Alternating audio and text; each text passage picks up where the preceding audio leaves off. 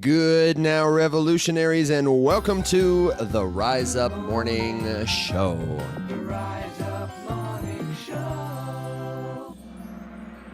Today is Tuesday, June 3rd, and we are so glad you're with us. How you guys doing today? The entire episode. Well, I'm great because it's much more comfortable having my headphones on the outside of my skin instead of on my human inside skin. So this is wonderful. So I'm doing great. And also tariffs were delayed with China, so probably a little boost to markets in the short term. So that's also nice too. So hey, look at that. I am worse now than I was 5 minutes ago. What do you mean? You don't want to ride the crypto waves? You don't want to deep dive, Alex? You don't want to go under the sea with Free Willy over here? Just remembered. This is crazy. I just remembered I have to go. My mom's kill myself. I have to go stand in front of oncoming traffic. Yes, and wait for Jesus to take me. Remember, don't do it on an empty stomach. Get yourself a nice can of tuna. This is sponsored by Starfish. No, wait, what's the tuna brand? The tuna can brand. Chicken of the Sea. Yeah. Star Tuna.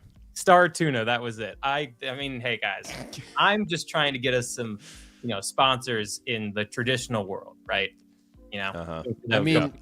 We're missing a low-hanging fruit or like a shallow plankton or something by not saying this show is not sponsored by OpenSea.io, but yes, right now it absolutely should be. So yeah. OpenSea, get at us. And everybody else, this is your place for helpful Web3 news, commentary, answers to your crypto questions. If you're curious about Bitcoin, you're feeling a little cautious, you want a second opinion on a project you saw, if you want to understand what staking is or when the altcoin season will finally appear or something else entirely, then please send us a comment. And if you're listening in the future, first of all, hello, we hope that your candles are green. And wherever you are, whenever you listen, be sure to let us know if you've got a question. We read every comment, and I issued a challenge for somebody to leave a comment on one of the podcast platforms, Apple, Spotify, leave a review. All of it counts to get entered into a contest. But at this point, it's just like the first comment I see, somebody is going to get this beautiful backpack that our friends at Polygon sent us. So make it you. If you want to win, you want to do something to get noticed by the cast and maybe get a wave. See what I did there from Willie? Then leave us a comment on a podcasting platform and then check out all the free resources we have at theriseupmorningshow.com. And once more, let me just explicitly say, shout out and thank you to all of our friends over at Polygon. The Rise Up Morning Show is powered by Polygon. Yesterday we had a killer staking tutorial. We walked you through how to use a bridge to move your assets to the Polygon mainnet, how to stake those assets to secure the network and make yourself eligible for confirmed airdrops, as well as how to check on which companies that are coming up now plan to launch a token and for whom stakers will be on the list. You can get free tokens by staking your tokens and be a good citizen at the same time. So what's not to love there? Check that episode out. It's 316. It lives on YouTube, Apple, Spotify, but all the links, my friends, are at theriseupmorningshow.com. Check it out. Yeah, and what I want to add on top of that, Evan, is you can qualify for these airdrops, guys, by just having like a few bucks on chain. So like, why not just take a few dollars, go and explore the airdrop, and then if you make a mistake, if this is the first time trying to do an airdrop, trying to load something with a wallet, trying to learn how to go and actually stake and do all that stuff correctly, if you mess it up, it's like $2 or $5 or $10, whatever, right? Whatever you're fine with potentially making a mistake on and kind of reloading and giving it another shot. And like, I've done this before in the past with airdrops, and granted, what airdrops reward you vary wildly.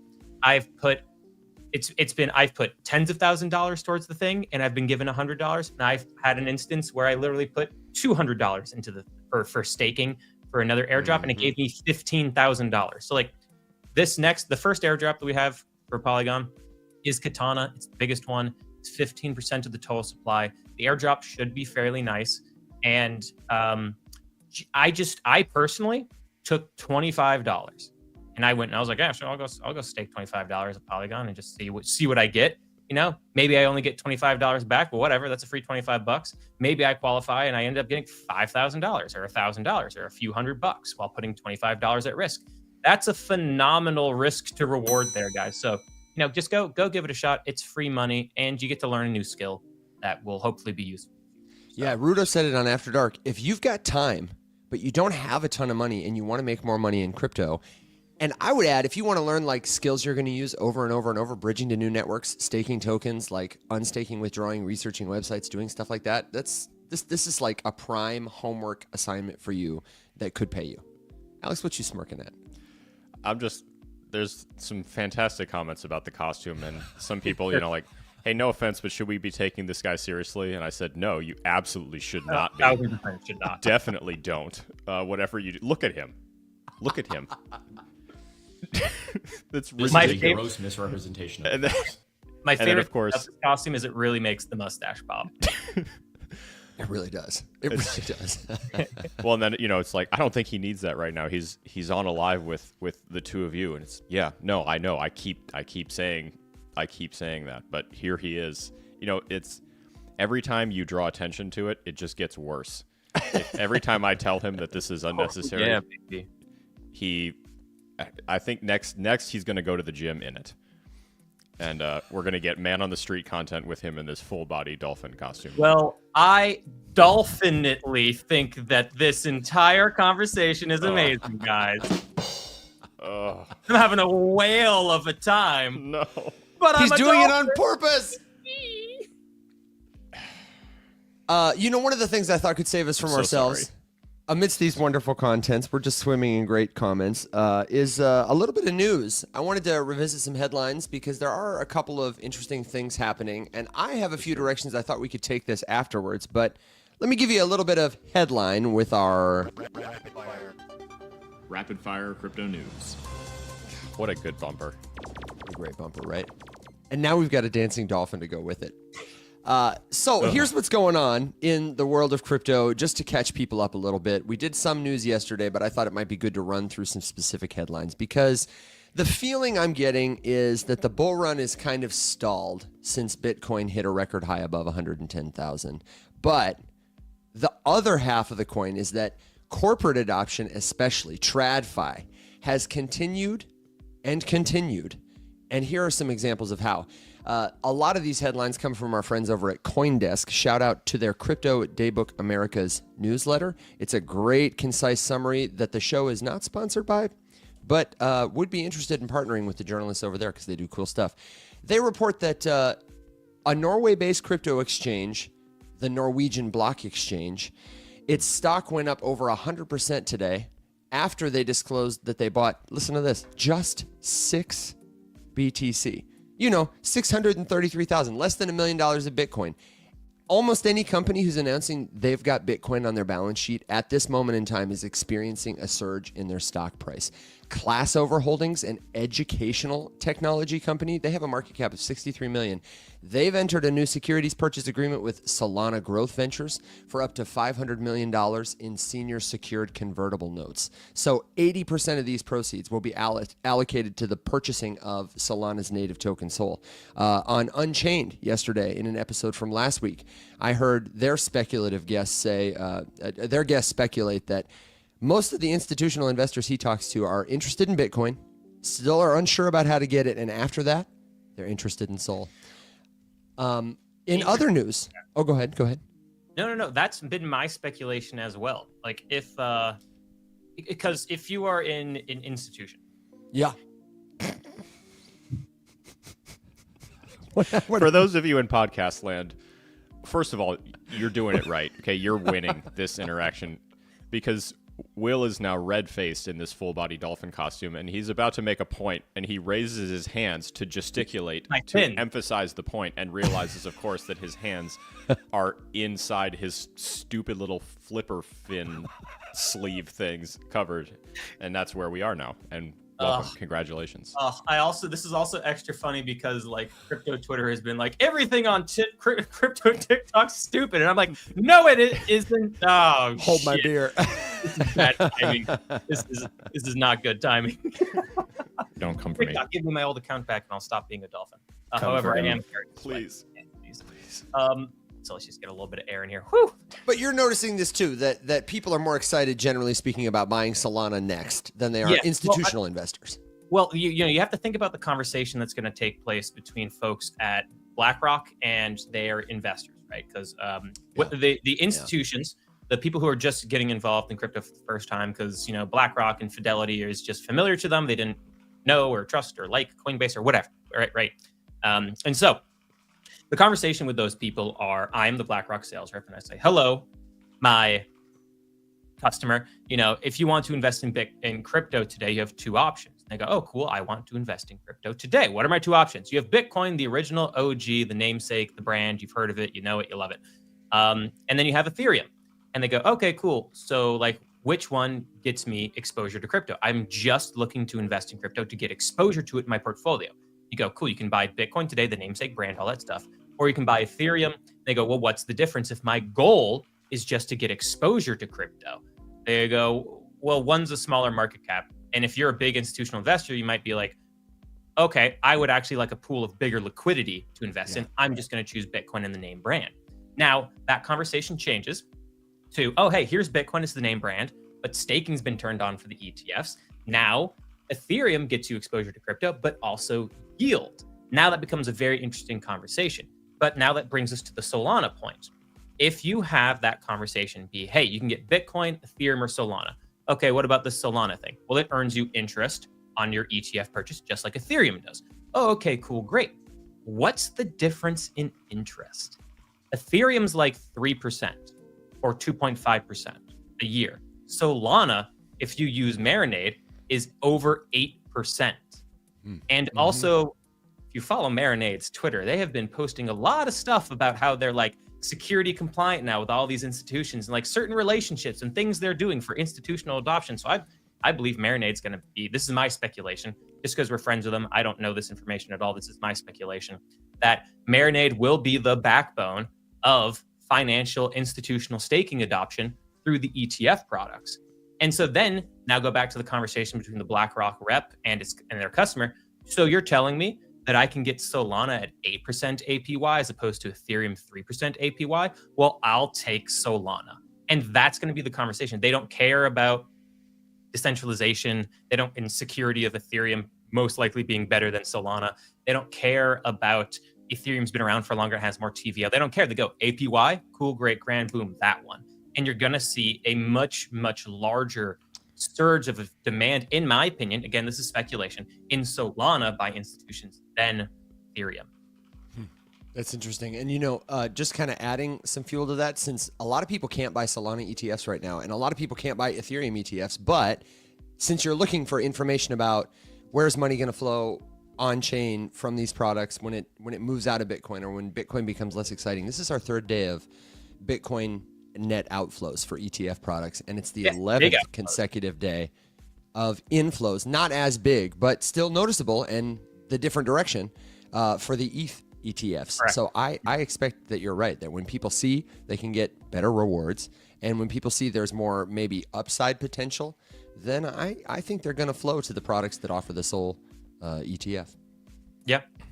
I think we're going to see a lot more competition pop up too. I think that the programs that got backburnered, like Coinbase's Earn program that got them the first, Wells Notice, Smackdown, whatever.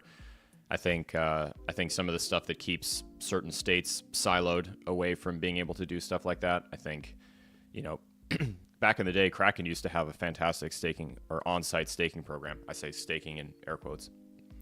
I think there will be more. I would agree with you, Will. I think it makes sense that, Marinade has kind of set themselves up to be the natural choice there. Mm-hmm. Especially by bringing in Hadley. Yeah.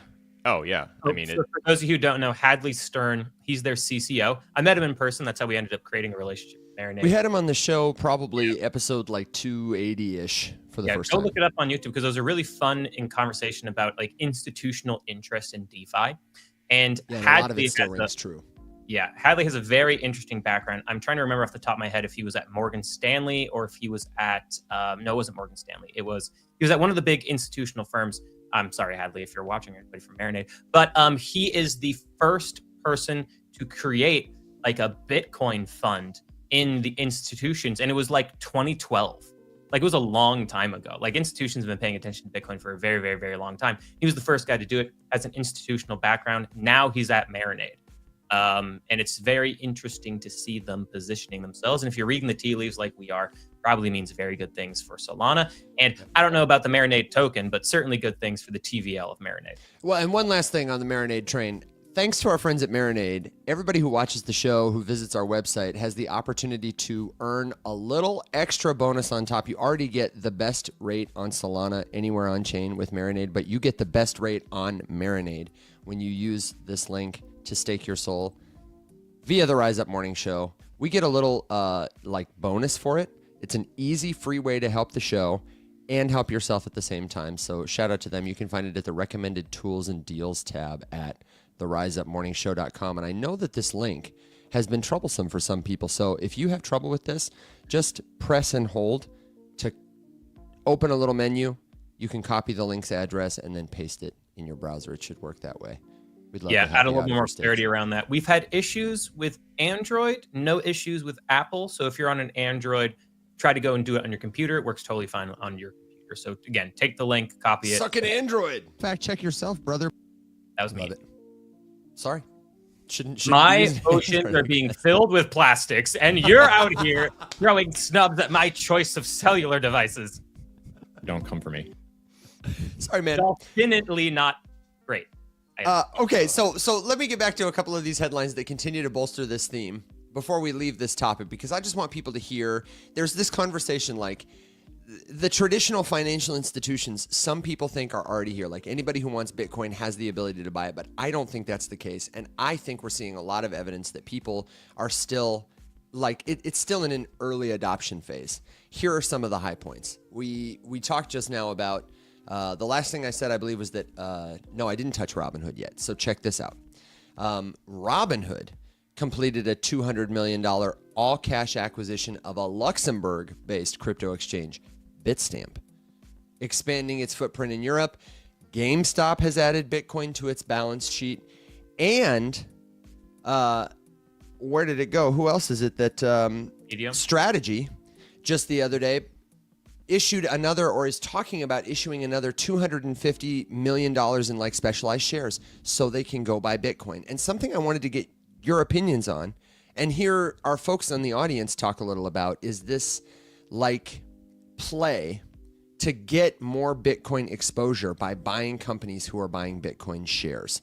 Jack Mallers was at the Bitcoin conference this last weekend where he was promoting his new venture, whose name is escaping me. Somebody in the comments give me a fact check, It which might is just be essentially 21 Ventures. 21 Ventures. Thank you very much. And a point to Alex.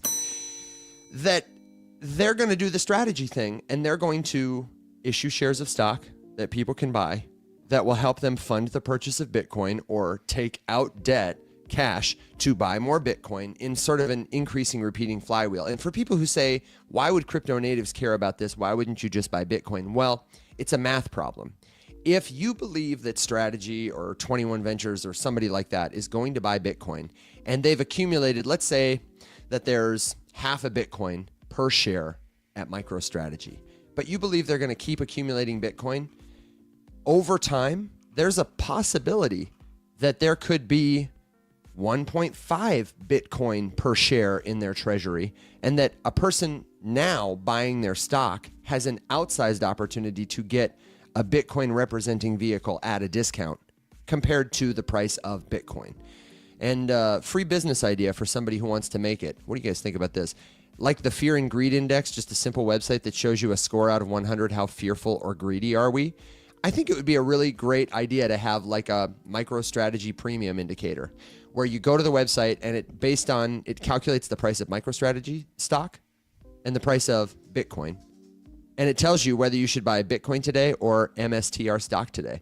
And eventually over time, once you got traction and revenue, you could split it out to also calculating 21 and all these other Bitcoin buying companies. But I feel like some enterprising person could build that in a day, and it would probably generate a lot of traffic. No, but what do you think about that I play? think it'd be interesting. I think there's a definite good proof point there, because like you could say, hey, well, why would I buy Bitcoin? Or why would I buy strategy over Bitcoin? In 2024, the strategy stock did better than Bitcoin. Yeah. So that there's a real interest there in potentially being able to dolphin. Sorry, comments in TikTok are just being hilarious. You guys are great. This is hilarious. Yeah, Okay. points to the chat. And also, there's like two. Yeah. There's like two actual genuine questions or comments, but there's always like one dolphin-based comment. But sorry. Anyway, no. So I think it would be a great solution to be, and also just like interesting to play with.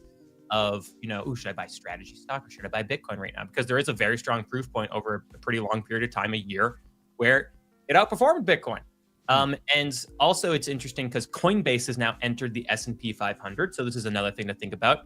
If you can buy a stock of a company before it's in the S&P 500, that's also potentially a really, really, really good play, because then you have S&P stock indexes just start automatically buying your stock, and it's just access to like even more money, which has got to be one of the more common like adds to a 401k IRA or something, right? So it just exponentially increases the buyer pool for a stock that would not normally get that investor. I mean, it's the common theme with all of this is just like everything you can do to start chipping that barrier to entry down lower and lower and lower and lower and lower, which is the biggest value prop of Bitcoin. That's it right there. There's no minimum investment, and anybody can do it.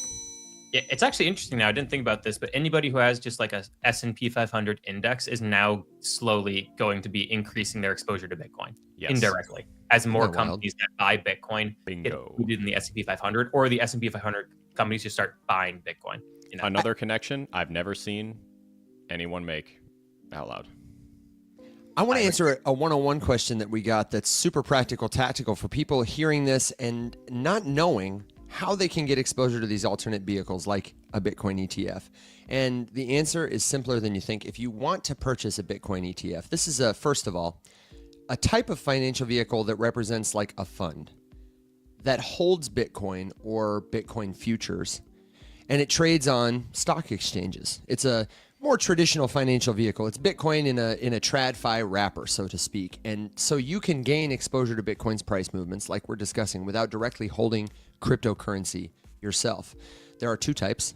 There's the spot Bitcoin ETFs, which hold actual Bitcoin like iShares Bitcoin Trust, Fidelity. Then there are futures Bitcoin ETFs. These hold futures contracts like the ProShares Bitcoin strategy. And you can just Google, show me all the Bitcoin ETFs, give me a comparative analysis of them, or ask ChatGPT or your favorite AI, and you'll be able to find not only links to where they disclose this information, but some comparative information that'll help you determine which one's right for you. But to buy it, you'll need a brokerage account or a relationship with a broker. Your personal money manager will probably know how to do this, but if they don't, you can open a free account at a place like Fidelity, Charles Schwab, Robinhood, E-Trade, TD Ameritrade. And if you already have an account like this, all you got to do is search for the ticker of the ETF you want to buy. Like the iShares Bitcoin Trust ticker is IBIT, IBIT. The Fidelity Wise Origin Bitcoin Fund is FBTC, and so on and so forth. So you take your little sheet from GPT, Claude, or the internet that has the tickers, you go to your broker account, enter the ticker, and then you decide how many shares you want. You click buy. Most of the Bitcoin for most of these vehicles is custodied by Coinbase, which, fun fact, is the largest custodian of Bitcoin in the world by far. And most of the Bitcoin owned by ETF holders is collected in, I think, BlackRock's ETF. I think theirs is the largest, but I think IBITS has the lowest fees. Somebody give me a fact check on that check yourself, as homework. brother. And then come back and let us know if you have additional questions.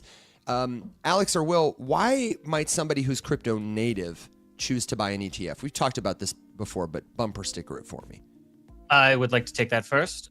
So if you are a crypto native and you are interested in buying an ETF, I think there is a valid argument to doing it, depending on what your goals around having Bitcoin in your investment portfolio are. If your goal is, I want to build some generational wealth that I can easily pass down onto my children and grandchildren and so on and so forth and lock that in, the ETF product might actually be better for you. Might be. The reason why is because you can very, very easily pass via inheritance your ETFs on to your kids and your grandkids when you die. If you don't do that, if you just have regular Bitcoin, granted, if you need to like flee the country or whatever, you can easily do that. There are a bunch of like you're out of the system advantages, right? That are a security advantage. But if your kid, maybe you're a crypto native, but what if your kid isn't, or your grandkids aren't, or what if they end up in the future, end up making some mistake on chain and then that money's gone, right? Having it in the ETF removes that risk of just somebody down the line, maybe even yourself, making a mistake with your Bitcoin one day and that money's gone. So if you want to remove that risk, the ETF product is really nice for you because you have a whole bunch of security guarantees and insurance policies backing you up. Yeah, beautifully said. I want to take a minute to remind everybody that these are our only profiles. Shout out to all the people watching on Twitter, what's going on YouTube, on Facebook. It's so good to see you, LinkedIn, and of course, TikTok, our friends with the fastest chat. If you are curious about why Will is in a dolphin suit, I just want you to know it's because, first of all, it's a lot of fun. But second of all, we're trying to reduce scam. AI can't replicate his wild and wonderful brain. And so if you see somebody who looks like us in another account anywhere else on social media, they're directly messaging you because they have an investment opportunity or they just want to check on you or they want to bring you to a Telegram chat, just know that's a scam. These are our only accounts. Our official accounts, if you're not sure, are at the riseupmorningshow.com. We are never going to reach out to you directly first, especially not with investment advice or to sell you a dolphin costume. And while you're at the Rise Up Morning Show, I might. You should check out the Discord. It is a totally free community of learners at all levels of experience. It's a great place to ask a question, get a second opinion, share what you know, learn, grow, and we say rise up together. We have got a premium membership that you can subscribe to get even more, deeper access to us, first priority responses, discounts on courses, coachings, but you don't need to buy a single thing from us to start learning. We often say it, and it's so true, my friends. If you want to accelerate your crypto learning journey, if you want to avoid scams, schemes, and save money, you got to get into a community. And in our community, the only thing missing is you. The link is at theriseupmorningshow.com along with a tutorial if you've never joined Discord before. And if you're a pro, just remember discord.gg/riseup. So I got a little sidetracked from the headlines, and I do have maybe a couple more that we could read, but we also had a few questions roll in, including some about the staking tutorial we did yesterday, and I'd be fine to switch over to that if it's cool with you guys. Yeah? I was going to hit a comment first that I think is worth giving some attention. So someone was asking about, talking about and promoting Coinbase, given problems with Coinbase as an exchange. And God, are there problems? Yeah. So I think this is worth highlighting. So there's a couple things here. One, like we like to say, the death of nuance is an epidemic. So we gotta cover the entire spectrum here of relevant news in and around Coinbase. Quick shout out. If you're curious about following Coinbase drama, what's going on, excellent writing. Actually, here, let me pull it up so that I can screen share. I'm sorry, it blipped for me. What's the name of the resource that's got excellent writing? I didn't give the name of the resource yet. Oh, you're I just realized teasing I should just throw it on the screen share. And this is everything. I mean, lawsuit stuff, inside stuff, drama, problems, customer service issues, like all kinds of stuff. She's absolutely crushing it. This is Molly White. This is Molly White. At Molly0xFFF on x.com. Yeah, she does a fantastic blog. She runs citation needed, and then Web3 is going just great. Has been doing a lot of coverage about crypto. about Coinbase specifically. Her point, basically, with all of this, is that crypto does not really have any like well-written critical coverage. I think she's absolutely correct about that. We don't agree on everything, but she's a fantastic writer and does a lot of research. So if you're curious about all that kind of stuff, then Molly's a good follow. I would say though that Coinbase being added to the S&P has all of the implications that Will covered, with the S&P now having indirect access to Bitcoin. How Coinbase owning so much Bitcoin is supplying the S&P index with Bitcoin. Everyone who holds an S&P 500 index fund now also has some exposure through that fund to Bitcoin because of how much Coinbase owns. That is all true. And also now S&P index funds are indirectly, actually no, I mean almost directly, no, it's indirectly, fueling the further purchasing of Bitcoin as these companies use their stock to then sell and raise more money to then buy more Bitcoin. And then the index, it's just gonna, it's just really starting to accelerate. So all of that can be true. And at the same time, Coinbase can have significant customer service problems. It can have significant account management problems. It can have all of the issues that do exist. It can have, expensive fees. And, the wallet can be a tricky interface to get loaded unless you are completely and seamlessly, like inside of the Coinbase ecosystem by design. All these things can be true. It can also still be true that they hold a shitload of Bitcoin, and that now through the S&P, adding them to the index, all of that can be true too. So it's worth covering, but it doesn't mean that it's automatically like the best exchange to use. I personally have had better experiences with other exchanges. I've been fortunate not to experience an issue with my account on Coinbase, but I also don't really keep anything there for that exact reason. It's my preferred on and off ramp based on just my personal experience with it. But I was saying to Alex on a phone call the other day, I would love to have a deeper relationship with like Kraken so that we could have like an incentivized reason to use their, I'm looking for a reason at this point to go work with somebody else. That's been my mother exchange since I got here.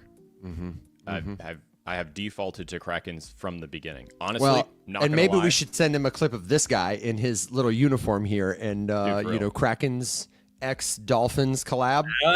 There's something here, guys. There's something here. But yeah, like I've been a Coinbase user since like Coinbase was Coinbase, and like I've been using it since at least 2017. I forget when they first opened their doors, but and at this point, like I'm familiar with Coinbase. I like it. I'm going to keep using it. But like, honestly, I'd like to get to know the people more at Kraken personally. Like I'd like to have them try to sell me and get me to come over and like tell me all the great things, and give me the scoop. Cause like, that's what I would need, just cause like I'm a loyalty guy and I haven't had any issues with Coinbase. And when I've needed to reach out to them, they've been pretty snappy with their response to me. That's been my experience. I'm a loyalty guy. So it's like, I'll keep using Coinbase. So like I need someone to sell me on, I need someone to sell me more on Kraken. It is worth mentioning. I'd be definitely interested in checking it out. That I don't think you have a unique experience with Coinbase there, like just not having an issue. You are also a subscriber to Premium Plus One, whatever the fuck it's called. Yeah, Coinbase One. And Coinbase. people who trade with bigger volume get better attention. And just to be clear, if you are having trouble with Coinbase, the first thing I recommend you do is open a Coinbase One subscription. It's like $30 a month, but you can cancel anytime. And I think you get 1 or 2 weeks free. So the play is, if you're having a frustration, you go into your settings, you tap on the support icon, and you join Coinbase One. They make it pretty quick and easy. And then you get access to 24/7 customer support that's like premium support. And they are more equipped to handle your issues than everyday Coinbase. So if you have a problem, that's the first thing you should do to save yourself like time and headache. And if they still can't fix your problem, then you cancel it and you burn an altar to the gods and shake your fist at the sky kind of thing. I do think though that it feels like pretty obvious at this point that Kraken is working on some sort of like, broad spectrum mindshare takeover. I mean, think about all the pieces. They're positioning for it. Yeah. The exchange is the exchange. Interest earning is on its way back and is back with some assets. Super easy to use. This is not sponsored by Kraken, but it should be. Inc. has gotten almost no coverage and no attention, despite making moves and doing stuff. So I'm kind of wondering, like, when is the marketing for Inc. going to turn on? Here's not sponsored by Inc. But booth at ETH Denver, I have never seen nor heard of them ever again outside of what you, Alex, mention from time to time. Yep. So here's the play. Web3 Glossary gave it to us in the comments. Get Alex a Kraken costume and give Evan a trident. Fully commit. And we can just make a little video for him. And Eddie maybe has a more reasonable suggestion, which is, why don't you just bring him on after dark? So let's do it. Let's get someone from Kraken on the show after dark. I think we can make that happen. I'll wrap up just by saying I think all of that kind of sets them up to steal some mind share. And then someone on TikTok asked the question, Kraken has auto earn, pros and cons. The same pros and the same cons, I believe, exist for this that exist with Coinbase having an automatic earn or Gemini doing something. The pro is that you have a much more convenient and fewer steps to earn interest on some crypto, putting crypto to work for you in some capacity. The con is that you are using a centralized exchange and you keep the crypto on the exchange to take advantage of that interest earning product or service, whatever it is. So the pro, more convenient, faster, some might say safer if you don't want to deal with your own custody, which is, again, completely fine and totally up to you. But the con is that you are not custodying your own assets, so you are subject to the whims of the exchange. If the exchange suffers a problem, an outage, something like that, then you could run into those same kinds of issues, just like if your bank has a problem or whatever. But kind of like Will was alluding to as well, some of these bigger exchanges, like I know Coinbase does on some accounts. I don't know if Kraken does. I would have to look. But there's FDIC protection for accounts, for individual taxpayer accounts up to $250,000. That's right. So, soon that will be basically the exact same as a bank with just more perks. So these are just different banks with more perks is the idea. Coinbase also submitted, along with a number of other crypto organizations, their banking permits. So they did that.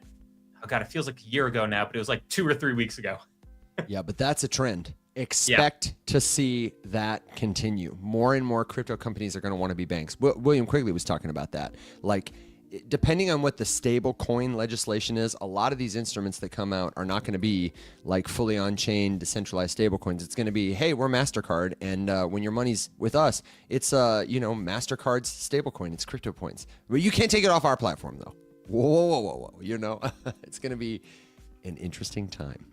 Ooh, you reminded me a few days ago, I don't know if you guys saw this, but the SEC commented that staking is not a security service, and staking by custodians is also not a security service. Why that matters is just further opening up the door for staking to be turned on for ETF products, and particularly because they really made sure to enunciate that custodial wallets are not. And custodial wallets, like at Coinbase being the largest custodial of Bitcoin for the ETF products, those are the wallets that are holding crypto that would be earning interest for the ETF. So the SEC have been like, hey guys, not a security. Here's regulatory clarity, continue to move forward. So staking is coming for the ETF products, most likely at some point this year, over the next 6 months, in my opinion. And it's going to be pretty exciting. If you wanted to look that up, you could do a Google search for Division of Corporation Finance. The statement is called Statement on Certain Protocol Staking Activities. Real creative name there, SEC. And also Hester Peirce led those efforts too, which is great. Yeah, big shout out to our friend Hester. And just in case you're like want to tune into this drama, there are a couple of opportunities to check in on them. The task force that Hester is leading, the US SEC Crypto Task Force, continues their roundtable series with another edition on DeFi and the American spirit on June 9th. They're going to stream it from 1 to 5 p.m. And this is like the kind of public thing. They'll have a notice on their website. They'll post it on Twitter, and you can watch it afterwards. And you're thinking to yourself, like, oh my God, 4 hours of policymakers talking about crypto. But no, I'm telling you, every one of these roundtables has been like real leaders from our industry, from banking, from all kinds of, like the actual voices that you would want to see in this kind of a conversation, agreeing and disagreeing with each other, talking about what if this happened, what if that happened, in order to advance like actually helpful crypto policy. It's must-watch TV, and it's super informational. Like these are the true influencers coming together for this. June 9th, 1 to 5 p.m. And the SEC.gov newsroom site will have more information and probably a link to that. I do want to touch on a couple of these other questions that we've got, especially with regards to like staking and the airdrop. We've had a couple of follow-on questions about yesterday's segment on how to stake your Paul tokens. And I specifically want to shout out John Boyle here on Twitter first, saying, so about staking, I know just a little about it. I would love to hear a breakdown. I own XCN and they keep pushing staking. So maybe we can do just a quick definition for people who don't know what it is.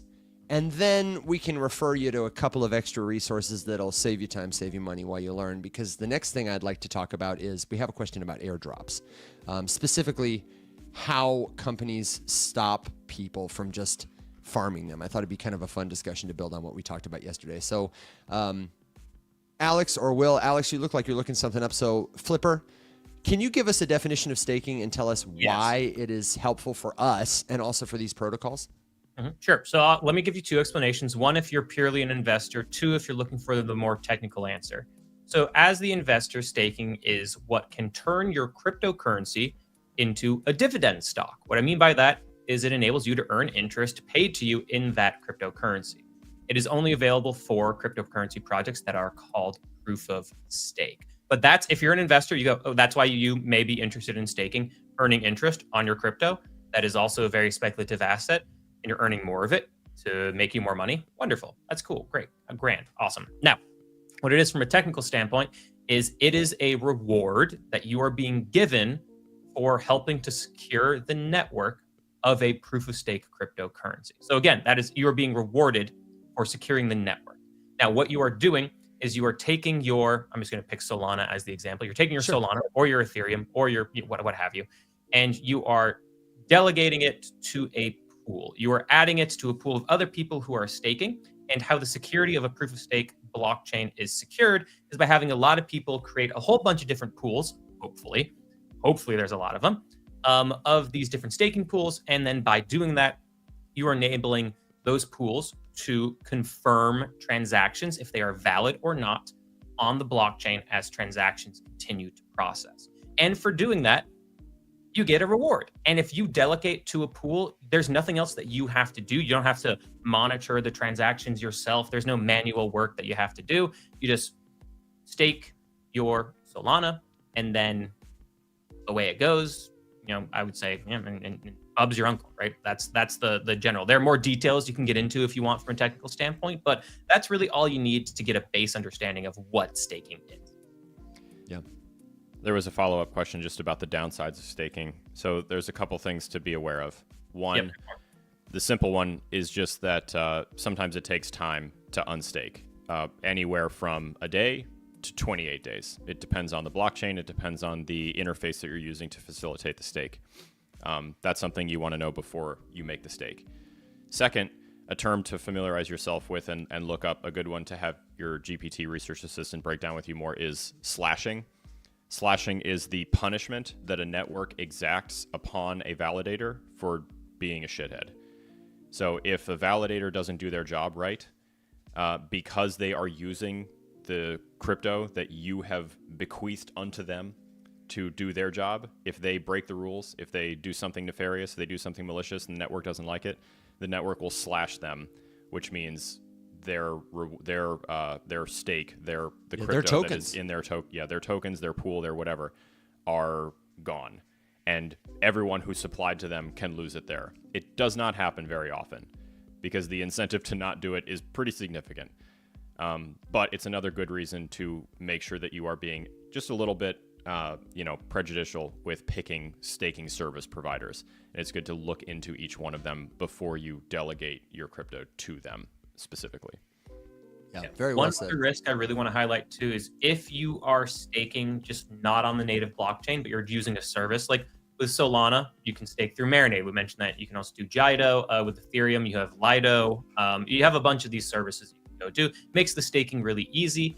But there is the potential risk that there's a gap in that code, that there's some kind of backdoor that somebody could take advantage of, or if it's a brand new staking service, what if those people who made the staking service have nefarious intentions and created some way to take your money out of it, right? We saw that happen with what was the huge rug pull that happened in 2024? I've thought about it before. Big DeFi project, and they were like, oh, if you unstake, it's like we take 50%. In fees. Syncus. Yeah. Syncus, everyone was like, oh, it's amazing. Like once you get in, like no one can leave, so the price just goes up, and it's like Hotel California, yeah. Guys, isn't that a problem? And then like ended up being a huge rug pull because everyone kept staking, and then they didn't unstake because there was a huge penalty for it. And then the team just like took the staking pools and were like, thank you. And by the way, there were a lot of TikTok creators that really promoted the crap out of that. Oh yeah, a lot of them. Oh yeah. Another really good follow-up question is, do you have to pay taxes on staking? And the TLDR is you got to pay taxes on all interest that you earn through like yield farming activity, whether that's dividend stocks, whether that's cryptocurrency. It depends on what your tax person says and how your life is set up, whether that might be classified as, say, business income or earned interest or a variety of other things. But it is taxable. Unfortunately, maybe depending on where you live and what you get for it, I guess. But depending on where you live, they're gonna get what they want. And just a common misconception a lot of people have. We always get the question, well, wait, I thought people were using crypto because it's like free, it's decentralized. I thought that meant we wouldn't have to pay taxes. My friend, crypto is actually a lot easier to track than cash. Cash is the ultimate money laundering privacy tool.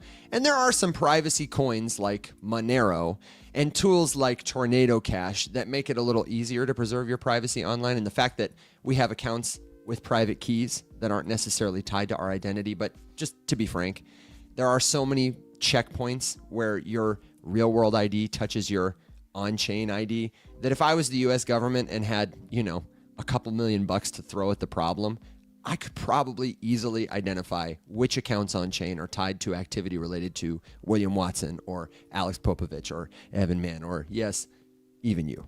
So do be careful out there and don't commit any crimes. Unless, you can't get thrill anywhere else and you need a little adrenaline in your life, but I can't recommend it. Honestly. In which case, commit crimes? Don't do that. Don't listen to that. Don't commit crimes. There's no caveat there. Don't commit crimes. Oh my God. Couple quick rapid fires. Hit 'em.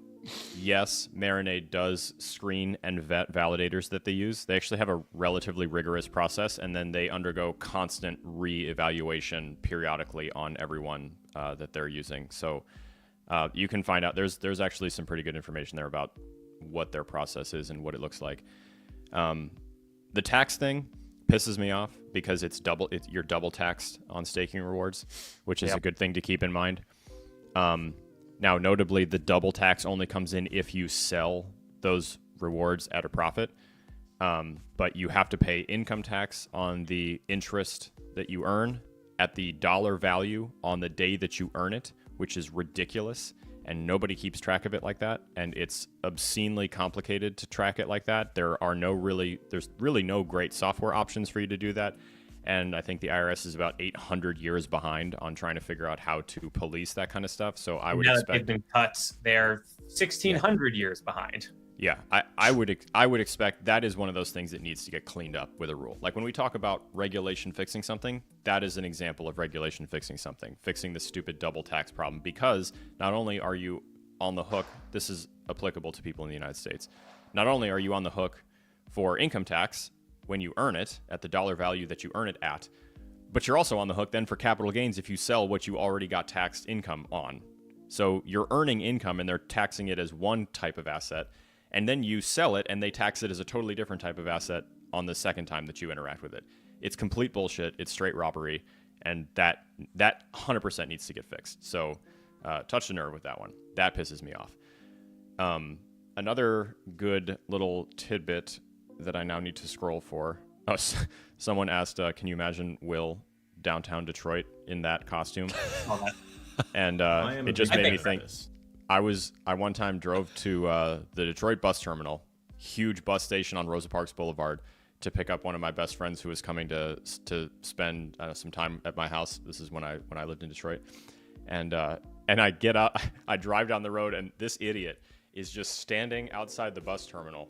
He's from Chicago, in full Cubs gear, and he's just standing there with his backpack like a doofus. And I was like, I really don't want you to be seen getting in my car, but hurry, get fucking here. And it never even occurred to him. Evan, stall while I scroll. I think I'd be safe on the Detroit streets. I think In that, probably you'd be a It'd sight. be like, this guy's clearly crazy. yeah, he's either totally harmless or an absolute maniac. Avoid him either way. That dolphin costume's full of drugs. Probably. we don't know what's in there, but it's not good. What's in that costume? Right, Will walking down the street in Detroit like, Hey there, Normie. Is he wearing anything under the dolphin suit? Absolutely don't not. want to find out. We got a comment forever ago. Just keep Only going. socks. Just keep going. No, there are no socks. No socks. No socks, baby. You got to pay for the OnlyFans for that one, though. That's right, the Rise Up OnlyFans. Rise up OnlyFans. We had a good question yesterday that I would like to address while Alex is looking for some of these others. How do companies stop airdrop abuse? What's to prevent one person from creating tons of wallets and staking little bits of a token in each to abuse the airdrop? And the answer is honestly nothing. There is really no good system right now at scale to keep companies like safe from people who want to, we say, farm the airdrop. I was at ETH Denver when I met somebody building OKX, which is a crypto exchange. They have a wallet. And he was telling me that one of the features of their wallet allows you to spin up additional wallets in batches. He said you could create up to 500 wallets and manage them all in one place, fund them all from a single transaction. And you can imagine how this would make it easy for somebody to say, distribute a little bit of Paul token across all these 500 wallets, stake Paul from all of them in order to claim more of the airdrop, to make it look like there are many users instead of one. They call this a Sybil attack, after the movie Sybil with Sally Field, where she has multiple personality disorder.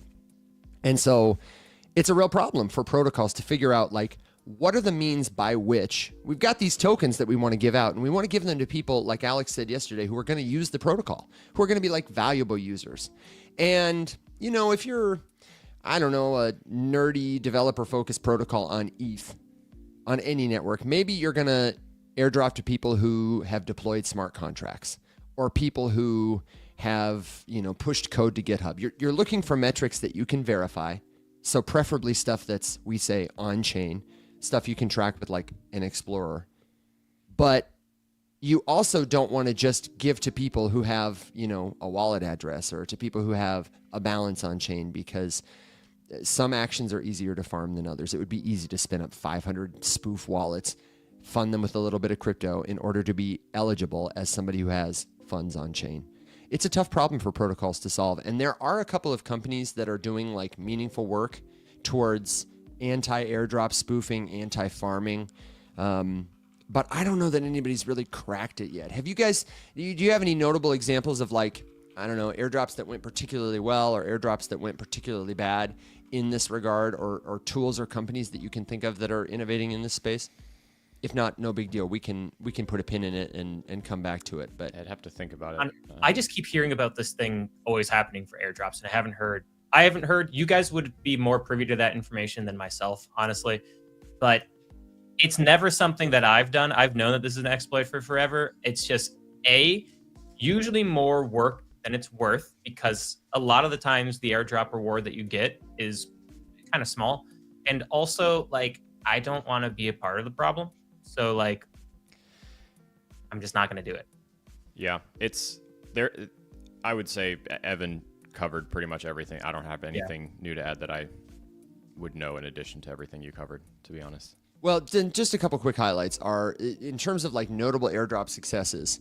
I think the ENS airdrop, Ethereum Name Service airdrop, was pretty successful because they allocated tokens based on verified ownership of .eth domain names. That was their product. So like if you bought our product, you got a reward kind of thing. And it was retroactive. A lot of the best airdrops are like retroactive. They don't tell you it's coming. People just used a product and then they got an airdrop. Optimism didn't airdrop like this. It was like a retroactive public goods model. So if somebody had contributed to the ecosystem's growth via governance or code contributions or verified on-chain activity, they would get an airdrop, and they excluded wallets that they suspected of being multi-account farmers.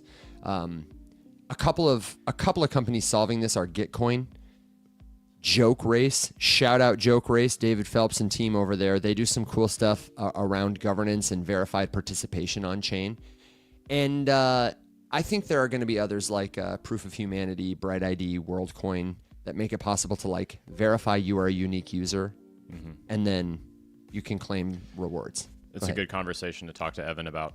Yeah, Evan McMullen, shout out to our friend over at Billions.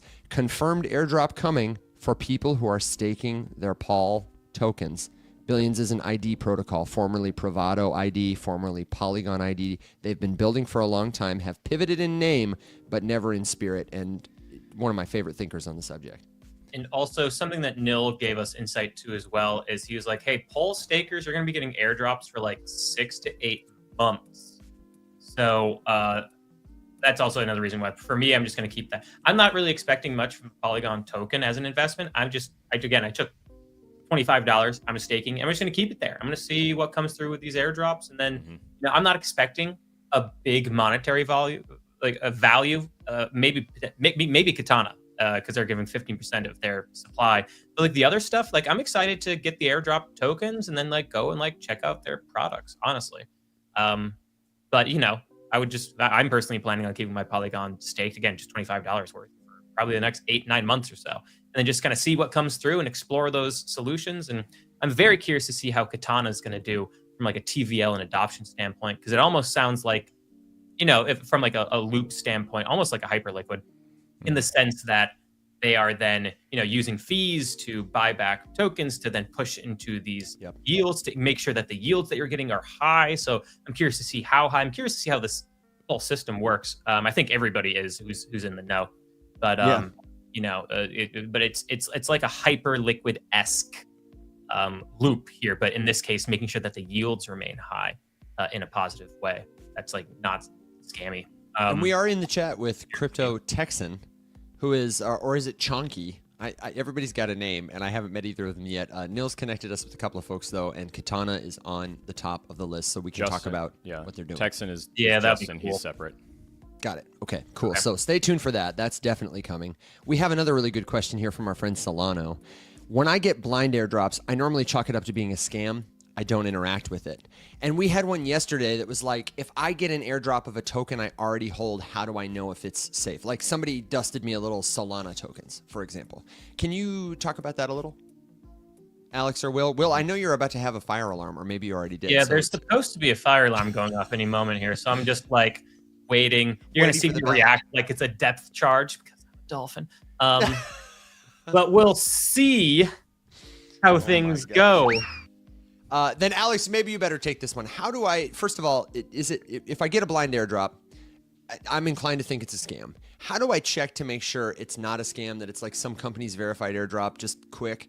And then if I get an airdrop of a token like Solana or like ETH that I already own and, it's the legit one, is it safe to sell it, to interact with it? I would say the quickest way to check is probably Twitter. I would go look up, the name of the token that you got. You can also look on the Blockchain Explorer, and you can get direct information, get the old contract address. You can go look up that token on something like Dex Screener and kind of chase it around over there, which should give you links to their social media if that's the case. Lots of them are spammy. There's tons. I get them every single day, and they're usually nonsense, but I would say the first thing you should do is just look it up on social media and see if you can find chatter about the airdrop. If it's dead silent, I would completely ignore it. Any of the big ones too are definitely going to be addressed. Like if there's a legitimate airdrop from someone who's running like a full campaign and it's a whole big thing, there's going to be information about it. It will not be hard to find. Beautiful. And if you do receive a token that you can verify is a token you already hold, like Solana or Bitcoin or Ether, because here's how you'll know is like when you get dropped that token, it will accrue to the balance you already have. Like if I have Ether tokens, ETH, on the Ethereum network, and then somebody airdrops me additional Ether, it won't show up as like a separate account. It will show up as my balance increased. That means a token from the same contract address has been added to my wallet, added to my balance. That's totally fine to use. There may be somebody who's trying to like, I don't know, get your attention or watch your activity. But for the most part, if you've got gas in your wallet, if it's dropped to you, I don't know, maybe somebody sent some crypto to the wrong address and you won the lottery. One in several trillions of trillions chance to get some free crypto dusted from somebody else. But if it matches the contract, it's totally the same.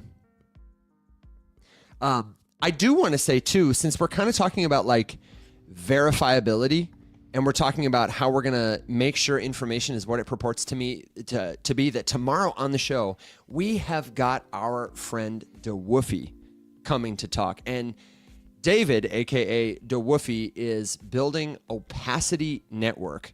We'll talk more about it then. But listen to this. This is a mouthful, and you're going to understand why it matters after I tell you. They have a verified data network that leverages zk-TLS MPC to allow users to privately share data across Web 2 and Web 3. You're thinking, what a mouthful. How does that possibly matter to me? Here's why we're having DeWoofy on. Because he's the kind of guy who can explain why that matters. What the heck am I ever going to need that for? And more generally, the spoiler is zk-TLS is a type of zero-knowledge technology. It uses cryptography to reveal information and verify information only to certain parties. To do things like prove revenue for a company that wants to get a loan and break free of Ticketmaster. To prove influencers' activity for a marketing effort. To prove off-chain activity, right? Like something happened off-chain and we want to verify it on-chain to earn rewards from a brand who maybe is doing an airdrop.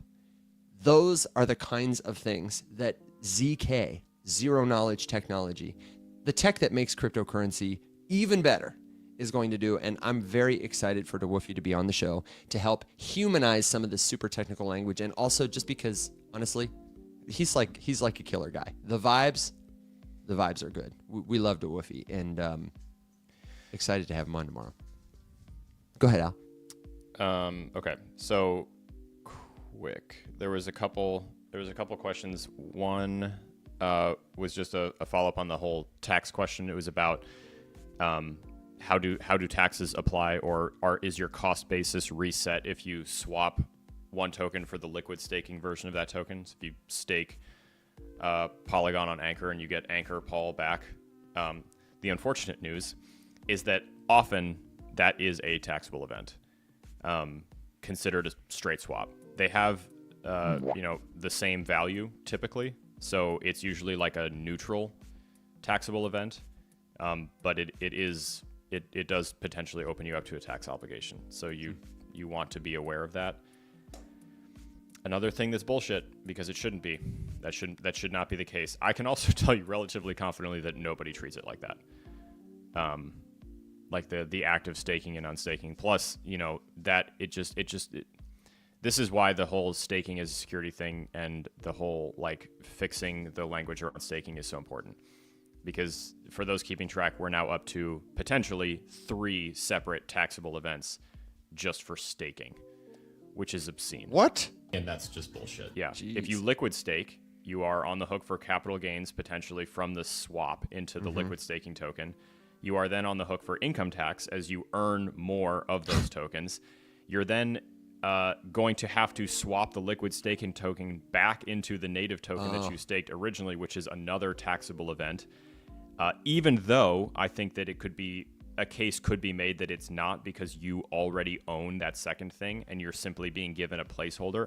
But the fact that you can go out into the world with the liquid staking token and do things with it and potentially earn more money if you want to, that's why that exists. But then when you come back after earning the rewards and you sell them into cash, capital gains again. Not So ideal. potentially 4 taxable events from 3 different styles of tax in the same rotation. I think I'd rather get taken out back to SeaWorld. You'd rather get canned and sold in a grocery store? Yeah. This seems like a good time to tell you that if you are like, wow, crypto sounds like a tax nightmare, then boy, have I got a solution for you. If you head over to the riseupmorningshow.com and you go over to the classes and digital downloads tab, we have got a super easy take the stress out of crypto taxes live Coinly walkthrough recording. This is just a couple of bucks. You can watch it at your own pace. You're going to get a whole big PDF of like notes. And it is a walkthrough of the platform that we have used for a couple of years to do our crypto taxes, Coinly. Now, there are others. We don't have like a sponsorship partnership with them, but we think they have a great product. It makes it easy, like TurboTax, but make it crypto to do your taxes every year. And we walk through it step by step by step and answer a bunch of questions in this video. You can also find in the recommended tools and deals tab, right below our Stake Your Soul with Marinade link, a link to support the show by using Coinly's crypto tax software. Super simple, theriseupmorningshow.com. And I do want to tell you that the Rise Up Morning Show is pulling this train into the station. It's almost time to take our dogs and ponies into the sunset. So if you've got a final question, a suggestion, a good joke, a word of wisdom, or a prediction, then please leave it in the comments. And then come back tomorrow, because we're going to be back with the Woofy, same time, same place, 7 a.m. Central Standard Time. And our friend Emily Herrick is coming back to the Rise Up After Dark show tomorrow night at 7 p.m. Don't miss it on whichever platform you're watching now. We can't wait to see you there, wherever you are, whenever you listen. Now, Will, I do know that you had a final thought, a little dogging and ponying or dolphining and planktoning, I don't know, that you wanted to bring up with us, yeah? Yeah, there was just one person was asking a lot about ZBEC. Like, is it going to zero today? It's down 25% today, just FYI. And we've talked about this coin in the past. If you want like a more in-depth conversation about it, Alex kind of tore it to shreds like a week ago now at this point. But like, and then we all did absolutely agree though that like this coin has momentum. It's something to potentially keep a track on, for something to trade, but like there's nothing particularly special about what it offers. It's down 25% today, and over the past 2 days, it is down, let me get my measuring. It is down 39% over the past 2 days. This is a coin that's ripped several hundred percentage points. You're gonna have big cool-offs in coins like that. I mean, in all markets have big cool-offs at some point. So it's having a big cool-off now. Is it gonna go to zero? Nothing truly goes to zero. But like, you know, when you go on a run that is 842% since April, you know, you're going to have some pretty big cool-offs. So that's another reason why it's very important to not buy tops, to wait for large corrections. This is a large correction, and to wait for that to buy into a token that you're interested in. And on the way up, take some profits. At the very least, dear God, pay yourself. Do it for me. Do it for Alex. Come on. If you don't do it for yourself, do it for me. Do it for Alex. And the only other thing that I'll say is while I am still in contact with TikTok support to get my account fixed. In the meantime, though, you can find me at dolphin_coin_guide. That's all I have to say. Beautiful. Beautiful. I saw a question here that I might need a little distraction for because I can't quite. Oh, I see what it is. Somebody was talking about Bitcoin. This might be my final thought. Somebody was saying about Bitcoin. Hang on. Someone said, Evan, I want my money back. Tell me about your money. Send me a message about it. I hope I don't have your money. I hope it's a joke. Hayden, you might have to leave your comment again. They said something like, just get 2 Bitcoin and wait for the price to go up. And I saw a really interesting strategy today that I thought was worth highlighting with regard to Bitcoin. We've talked about DeFi on the show before. Alex is currently doing a series that'll take you through 10 videos, how to get started, with decentralized finance. I highly recommend it. And in addition to that series, if you're somebody who's just starting to use crypto, then check out the Learn to Use Crypto series in my TikTok profile. It's going to teach you how to buy, sell, send, receive, store crypto securely, and turn it back into cash. All skills that you're going to need, that you're going to use all the time, every day, that are essential to nail down before you ask the question, what should I buy? But How to DeFi is getting into some of those strategies that'll help you do more than just buy, hold, and sell crypto. And for not too much risk. Here is one such strategy that I saw on X. I'm going to try and find who did this. They suggested that if you have Bitcoin and you want to make it grow without any trading, here we go. Check this out. Assist me, someone, with a screen share. And if you're listening to the podcast, check out the YouTube recording so you can see the video. Shout out to Tulip King at Mikey Kramer on crypto Twitter, who says, growing returns in crypto without trading. Size this as needed. This strategy will beat most of crypto Twitter. Step number 1. Deposit 1 BTC on Aave. Step 2. Borrow 0.5 BTC worth of USDC, about $50,000. Step 3, swap your USDC for Bitcoin and deposit it again. So now you've got 1.5 Bitcoin deposited. Your liquidation threshold, because you're borrowing money and having to pay some interest on it, if the price of Bitcoin dips to a certain point, they will take your collateral away. But the liquidation on this is $43,000 per Bitcoin. Can you imagine Bitcoin getting down to 43,000 again? It might happen. Is it likely? Hell no. Step 4, pay just 5% on what you've borrowed, which is about $2,600 a year, $2,600 a year. Pretty cheap comparatively. And then they say, do nothing for 5 years while Bitcoin runs to 300,000, maybe a million. At 300,000, you have made an extra $137,000, or about half a Bitcoin. At $1 million, you've made an extra almost $500,000, or about half a Bitcoin.